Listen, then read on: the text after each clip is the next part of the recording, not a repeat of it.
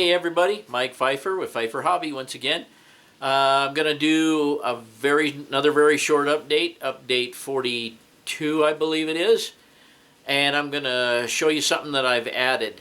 Not much work on the layout going on. I'm going to show you a few more cars I got, but I'm going to show you what I've been working on. It took me a considerable amount of time to get it going, but it was worth the effort. Okay, before I start the video today, I was going to show you, here's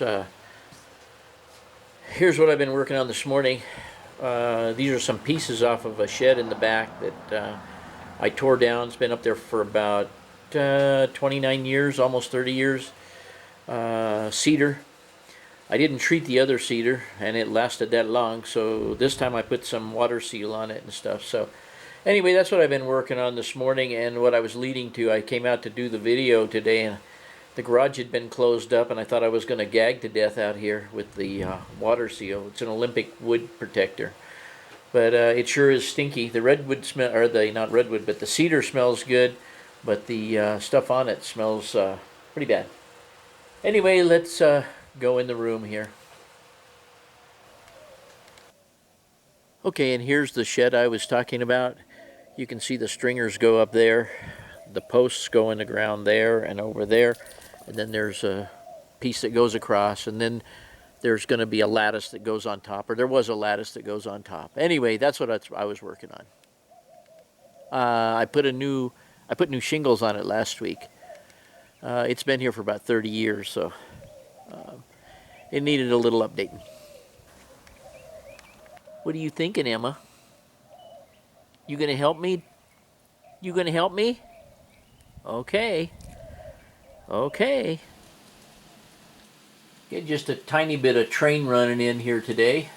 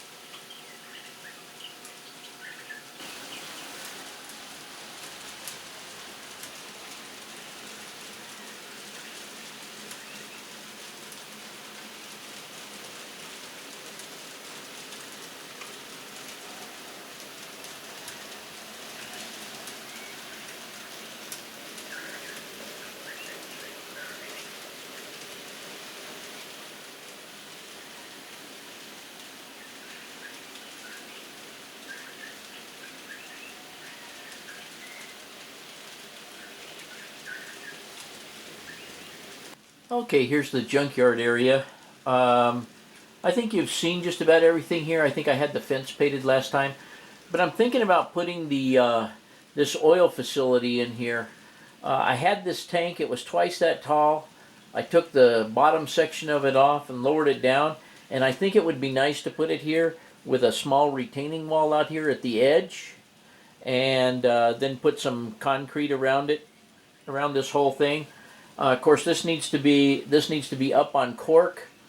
Another thing I'm going to show you here real quick. Well, let me go over there and then I can explain it a little bit better. Hold on one second. Okay, now that I've moved, while I like the oil facility here, and it would fit in nicely here. This is the truck loading, and if I swing back on around here. As I said in the previous video, right over here, I left an area for a road to come across and go in this area right here and service this area. The only thing that I don't care for too much here is I don't like the European style building here. So when Gavin was over here the other day, he suggested maybe we could just cut it across there and cut it over there at those tanks and put a different building in here. And I think that's a very good idea. I may put some kind of a wooden structure there with a pitched roof or something like that. Something that looks a little more American than this. Of course, as you can see in the video, I need to do a considerable amount of work to the walkway, and there's a lot of stuff I have to do too. Because on the other layout, this structure faced the opposite direction, so a lot of this stuff was in the back. So I didn't spend a lot of time on it. And let me move this guy. If you look right over here, and let me zoom in on it, and it's not a real big deal, but as you can see, I put in a bunch of piping. And when it was facing the other way, that piping just went to the back of the pump shed, and I didn't bother taking it into the pump shed. So I'll have to cover that up with another part of that building or something and run it into the side of the building. There's things I'll have to do, and I may wind up touching up the paint on the tanks. You can see I got a dead man up there on top of the tanks. He probably died from the fumes out here in the garage from the water sealer. But nevertheless, and I haven't done anything, once again, I haven't done anything to the bottom of the junkyard yet, but let me show you what I have done to the junkyard. Okay, we got a train going by here in the foreground, but and I don't know if it's making a lot of noise in the video, but what I have done is I have put the gate in for the junkyard. So if I flip the switch here,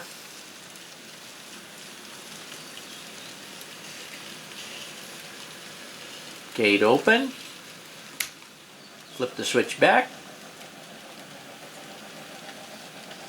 gate closed. I like it a lot. Let me back up here.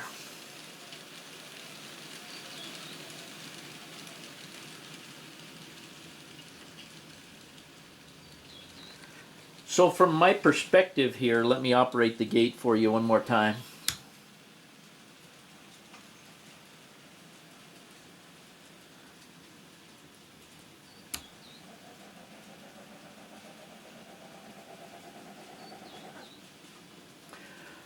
I kind of like that.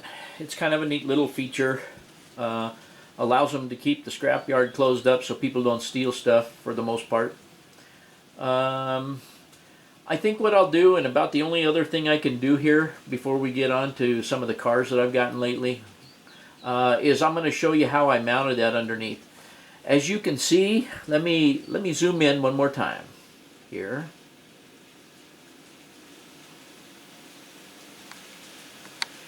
You can see right here a piece of brass that comes up and then goes down at an angle to the bottom edge of the gate. Normally when they do a gate like that, and this one happens to have wood over it, it's a metal gate with wood over it, but when they do gates like that, they always put that upright bar, and then that diagonal bar supports the outer end of the gate. And that is a piece of brass rod, and it goes down through a brass tube that I sunk via my hot heating up the tube with my torch once again, like I do the wiring stuff.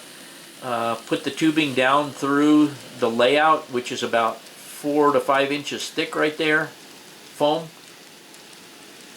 Then I bent the rod and stuck the rod down in there, glued the gate to it, soldered the metal. There's a metal piece of rod across the bottom of the gate on the back side. Soldered that to the upright, so it triangulated those pieces right there to make it a little more sturdy. And anyway, I dropped that down through, got it to the right height that I wanted it to be, super glued it in place, super glued the tube in place. Then I went down under, and I'll show you what I did down there.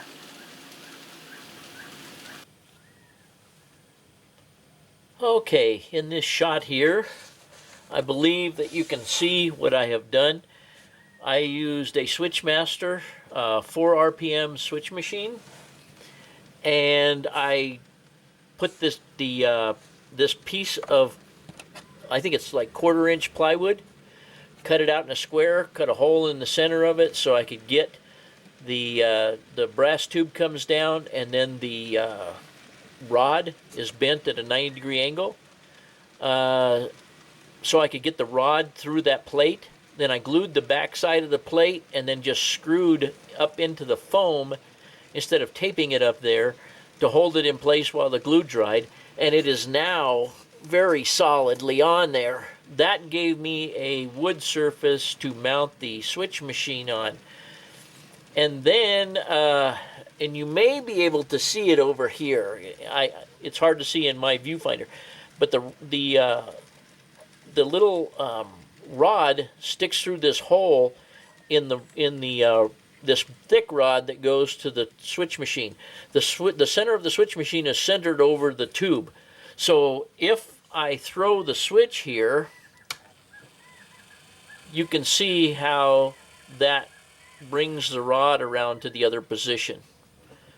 Switch it back, closes the gate. Now, don't ask me how come the switch machine makes a bunch of noise in one direction, because I don't know. And I suppose I could change it out to another one. I have several of them. But and then you can also see too, once I got it where I wanted it to be up on the top, I just drove these screws in right here to act as a stop to prevent the switch machine from moving. It's a stall motor machine, so it just gets up against those and stops. I'm sorry about this black wire right here. That's the wire that goes to my lighting down on the end that I haven't screwed up there yet. As you can see, I have some unkept wire under here as well. But nevertheless, that's how the switch machine was mounted. I'll see if I can dismount the camera here and get a little better picture of where the rod comes down through the foam. Okay, from this shot right here, you can see how the tube comes down, the rod is bent at a 90-degree angle, and then goes to the switch machine. And here again, let me throw it.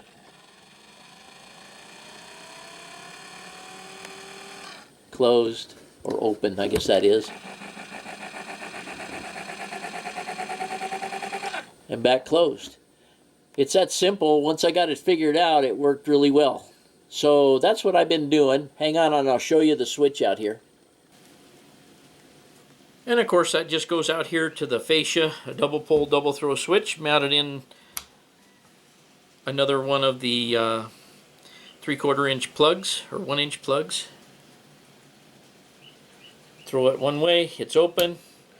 Throw it the other way, it's closed. Anyway, I hope you get something out of that. Hope you enjoy that little, I don't know as you'd call it, a little tutorial, but that's how I did it. Now let's go see what I've gotten lately. Okay, right up there is a new kit I got. Had it years ago. And I actually worked for American Motors when American Motors was selling those. I probably could have bought one for about $3,500, $4,000 I think they were about at the time. Maybe a little more than that. That was a project of putting a 390 in a Rambler American in conjunction with Hurst, the shifter people. They're becoming very popular today. But anyway, I just recently bought that for my meager little collection here. Hope and you know, brings back memories of some of you. Now let's look at some of the die casts I got lately. Okay, here's one of the newer ones. This is a H model of the Chaparral. I don't know if that car was really ever successful. You have to say, it's a very ugly car. The only one uglier than that is the H model with the afterthought wing on it. I don't know anything about the history of this particular car. I don't know, there again, like I say, I don't know how successful it was, but it is certainly ugly. However, that does make the collection of different versions of the Chaparral, with the exception of the small Chaparral sports car, before he started making the aerodynamic cars. I have all of the real Chaparral winged cars here now. If I drop down here, Another one I recently got is this Toyota GT1. Okay, I think I'm going to have to piece the video together. I had a train accident back here behind me while I was messing around here. But anyway, this is a Toyota GT1, and they were very successful cars. Very, very powerful, very lightweight, and a very aerodynamic design for the time. I don't know exactly what years those cars were. I'm guessing late 90s. But anyway, I had to have one of those. You've seen these. I always liked the Plymouth Superbird. Not a big Richard Petty fan, so this isn't a Richard Petty car. I don't remember whose car this one is, but I like this particular one because of the aerodynamic scoop on the front. As you know, I'm kind of a collector of aerodynamic stuff. This is another car that was very instrumental in aerodynamics in stock car racing. You can see the wind deflectors ahead of the vent windows on the side back in the day, and the aerodynamic spoiler in the front. The next car I'm going to show you was a Tyrrell six-wheeler. They tried putting four wheels on the front of the car to see if it would give it more steering capability. Huge tires on the back, huge wide tires on the back. What they found is, yes, it did corner better, but it restricted the car on the straights because of the extra rolling surface. The car was semi-successful. I thought it was a very innovative idea, so there I have a Tyrrell six-wheeler. Next to it is another car that was tested for aerodynamics, the Jaguar D-Type. This particular one is a single seat. They tried using the little fin on the back as a streamlining device. The Jaguars were an aerodynamic car to begin with, but I always liked the D-Type. I found this model. Found another one before that, but it was a really horrible model. So I got this one. It's a nice little model. And then my Porsche 934. I don't know if I had that before. I like the orange, and I always like the 934. But those are the new die casts I have. And really, I guess, guys, with the train stuff and the die cast stuff, that's about all I got for you today. Well, everybody, hope you enjoyed update 42. And as usual, thanks for watching.